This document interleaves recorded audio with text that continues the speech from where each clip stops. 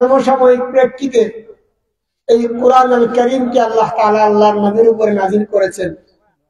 আর গোটা বিশ্ববাসীর কাছে আল্লাহর নবীকে এই কুরআন নাযিল করে দিয়ে গোটা বিশ্বের মাঝে সর্বশ্রেষ্ঠ মহান ব্যক্তিত্বের অধিকারী বানাইয়া, শ্রেষ্ঠ মহান চরিত্রের অধিকারী বানাইয়া, গোটা বিশ্বের নবীকুল শিরোমণি বানাইয়া আমার আপনার নবীকে আখিরি জামানার নবী বানিয়ে এই কোরআনকে কিয়ামত পর্যন্ত ঐশী বাণী হিসাবে, হেদায়েতের গ্রন্থ হিসাবে আল্লাহ পাক নাজিল করে আমাদেরকে শ্রেষ্ঠ উম্মতের সম্মান দিয়েছেন। আলহামদুলিল্লাহ, এটা আমাদের জন্য অনেক বড় ব্যাপার, অনেক বিশাল ব্যাপার। এই কোরআনকে সংরক্ষণ করা, এই কোরআন আল কারীমকে হেফাজত করার দায়িত্ব আল্লাহ রাব্বুল আলামিন পৃথিবীর কারো কাছে দেন নাই। শুধুমাত্র কেবলমাত্র আল্লাহ তাআলা নিজেই এই কোরআন আল কারীম সংরক্ষণের দায়িত্ব আল্লাহ পাক নিজে নিয়েছেন। এবার আসেন, এই কোরআন আল কারীম কত বড় গুরুত্বের দাবিদার, এই কোরআন আল কারীম কত শ্রেষ্ঠত্বের দাবিদার, এই কোরআন আল কারীম কত বড় মহত্বের দাবিদার, এই কোরআন আল কারীম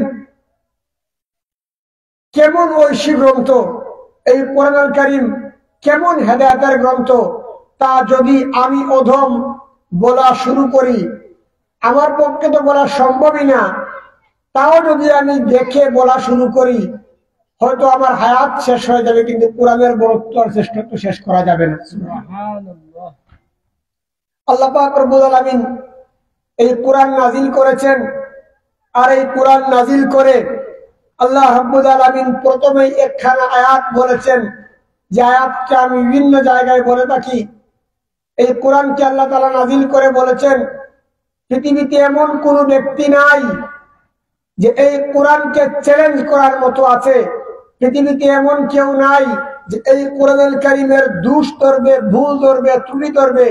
এই দুনিয়াতে, এই পৃথিবীতে যত লেখক, যত গবেষক, যত কবি, যত সাহিত্যিক, যত প্রভাষক, যত মানুষ আছে, যত লিখনী আছে, যত বই আছে, পুস্তক আছে, সকল বইয়ের পুস্তকের শুরুতে সম্পাদকীয় একটা পাতা থাকে, যেখানে সম্পাদক লিখে থাকেন যে আমার লিখনীতে, আমার লেখায় যদি কোনো প্রকার ভুল ভ্রান্তি হয় তাহলে ক্ষমা সুন্দর দৃষ্টিতে দেখবেন, আর পরবর্তী সংস্কারে আমার ভুলটা আপনারা বলে দেবেন, এর পরবর্তী সংস্কারে আমি তা সংশোধন করার চেষ্টা করব।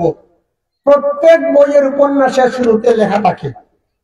কিন্তু এই বিশাল বিস্তীর্ণ জমিনের উপরে, এই বিশাল আকাশের নিচে একমাত্র একটা ধর্মগ্রন্থ, মহাগ্রন্থ আল কোরআন, যে মহাগ্রন্থ আল কোরআনের শুরুতে আল্লাহ পাক রব্বুল আলামিন বলছেন, যালিকাল কিতাব লা রাইবা ফি, এটি হচ্ছে এমন একখানা কিতাব যেই কিতাবের মধ্যে বিন্দু মাত্র পরিমাণ সন্দেহ নাই। সুবহানাল্লাহ।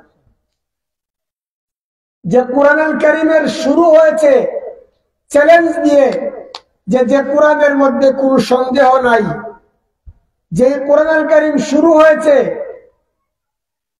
আল্লাহ রাব্বুল আলামিনের ওপেন চ্যালেঞ্জ দিয়ে, লা রাইবা ফি ওয়ালা শাক্কা ফি, যেই কিতাবের মধ্যে কোনো সন্দেহ নাই, কোনো ভুল নাই, কোনো ত্রুটি বিচ্যুতি নাই, সেই কোরআন যেই নবীর উপর নাজিল হয়েছে, সেই কোরআন যে ধর্মের উপরে নাজিল হয়েছে, সেই ধর্ম আর সেই নবী সম্পর্কেও কিয়ামত পর্যন্ত কেউ প্রশ্ন তুলতে পারবে না, পারবে না, পারবে না।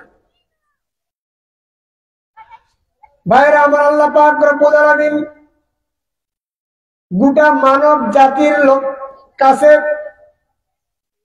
এই কোরআন আল কারীমকে আল্লাহ পাক রব্বুল আলামিন গোটা মানব জাতির কাছে ঐশী গ্রন্থ বানিয়ে পাঠিয়েছেন, হেদায়েতের মশাল বাণী হিসাবে পাঠিয়েছেন। আর এই কোরআনকে আল্লাহ পাক রব্বুল আলামিন শ্রেষ্ঠ সম্মান দিয়েছেন। আর বিদায় হজের দিন আল্লাহর নবী উম্মতের কাছে, সোয়া লক্ষ সাহাবায়ে কেরামগণের কাছে এই কোরআনকে আমানত দিয়ে বলেছেন, আমি যে মিশন নিয়ে দুনিয়াতে এসেছি আমি আমার দায়িত্ব যথাযোগ্যভাবে তোমাদের কাছে পালন করতে পেরেছি। ও আমার উম্মতেরা, এই কোরআন আর হাদিসকে তোমরা যথাযোগ্য মর্যাদায় আমানত হিসাবে তোমরা রাখবে। আর এই কোরআন আর আমার হাদিস যদি, আমার সুন্নাত যদি তোমরা মেনে চলতে পারো, তাহলে কিয়ামত পর্যন্ত তোমরা কখনো কোনো সময় গুমরাহ হবে না, পথভ্রষ্ট হবে না। ভাইরা আমার, এই কোরআন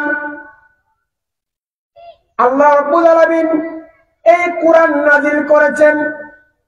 আল্লাহ পাক রব্বুল আলামিন এই কোরআন নাজিল করেছেন। আর এই কোরআন নাজিল করে যিনি বহন করেছেন, তিনি থেকে শুরু করে নিয়ে যাদের উপরে নাজিল হয়েছে, যেই নবীর উপরে নাজিল হয়েছে, সবাইকে আল্লাহ পাক শ্রেষ্ঠ সম্মানের ভাগীদার বানিয়েছে।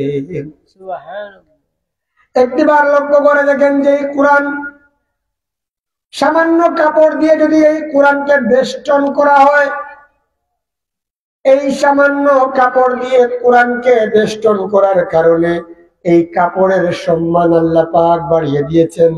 এই কাপড় যদি মাটিতে পড়ে যায়, আপনি 1000 বার এই কাপড় হাতে নিয়ে চুমা দিবেন, কারণ এই কাপড় দ্বারা আল্লাহর কোরআন বেষ্টিত ছিল।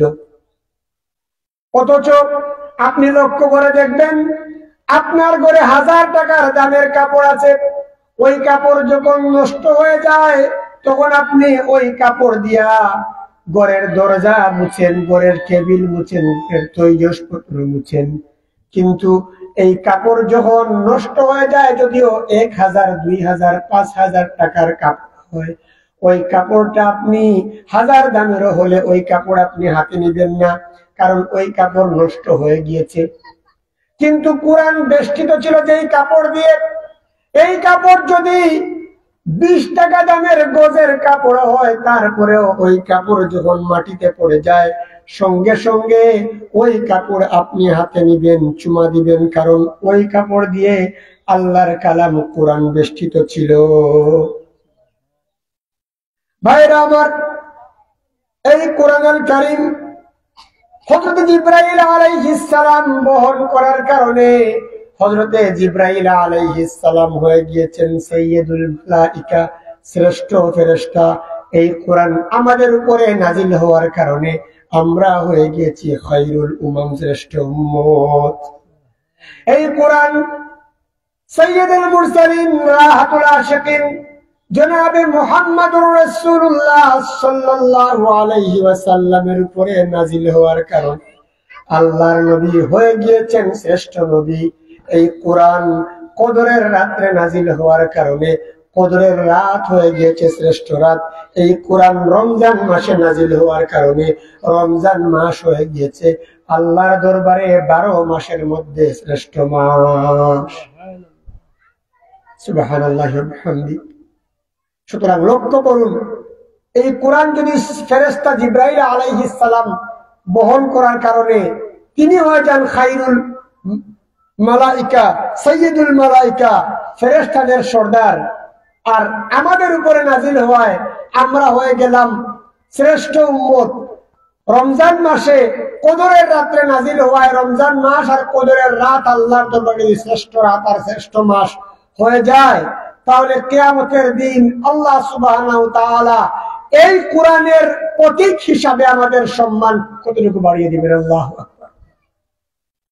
ভাইরা আমার, এজন্য এই কোরআনকে সম্মান দেন, এই কোরআনকে মহব্বত করেন, এই কোরআন পড়ানেওয়ালাদেরকে মহব্বত করুন, এই কোরআন পড়নেওয়ালাদেরকে মহব্বত করুন।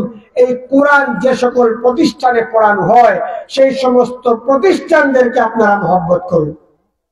জামিয়া মুহাম্মাদিয়া কাসিমুল উলুম পিটাকোরা এয়ারপোর্ট অত্র এলাকায় যে কোরআনটা পড়ানো হয়, যে বাচ্চাদেরকে আমপারা কায়দা নুরানি শিক্ষা দেওয়া হয়, শুদ্ধ করে সালাম দেওয়া শিক্ষা দেওয়া হয়, ঘরে ঢুকার সময় ডাইন পা দিয়ে ঢুকার শিক্ষা দেওয়া হয়, বাথরুমে ঢুকার সময় কোন দোয়া পড়বেন তা শিক্ষা দেওয়া হয়, ঘরে গিয়ে আব্বা আম্মাকে সালাম দিলে কিভাবে সেই শিক্ষা দেওয়া হয়, ওযু করতে গেলে কয়টা ফরজ আদায় করতে হয় সেই শিক্ষা দেওয়া হয়, ওযু করার পরে কোন দোয়া পড়তে হয় সেই শিক্ষা দেওয়া হয়। এই সমস্ত মাদ্রাসায়, আপনাদের মহল্লার জামিয়া মুহাম্মদিয়া কাসিমুল উলুম মাদ্রাসায়, এই মাদ্রাসায় দ্বীনি ইলমের মৌলিক শিক্ষা দেওয়া হয়। এজন্য আপনারা কোরআনের সহবতে, কোরআনের মহব্বতে এই সমস্ত প্রতিষ্ঠানদের প্রতি লক্ষ্য রাখবেন, এই প্রতিষ্ঠানের প্রতি আপনারা সুনজর রাখবেন। এই প্রতিষ্ঠানকে আপনারা দিন দুদিন